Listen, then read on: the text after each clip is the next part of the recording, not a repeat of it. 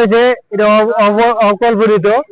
সামান্য একটা ছোটখাটো খেলাধুলা নিয়ে এত বড় মারামারি কল্পনাহীন।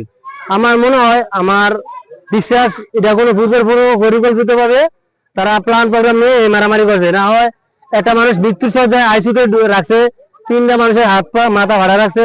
হ্যাঁ, এই ছোটখাটো খেলাধুলা নিয়ে এইটা মারামারি এরকম হওয়ার কথা না।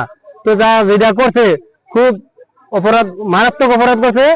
এই অপরাধের বিচার আইনের আওতায় যেটুকু হওয়া সম্ভব, মানে যেটুকু। আমি বাড়িতে শুয়েছিলাম, শোয়ার পরে আমার মেয়ে বলছে ওখানে দরকার লাগছে, তোমার ছেলেকে গিয়ে নিয়ে আসো। তখন আমি চৌমনির মেদিন আসি, আসিয়া দেখি শাওন মাথা ফাটাই লেছে। তোর শাওনে বলতেছে যে কাজল মাইরা লেছে, তুমি গিয়ে কাজল ধরো।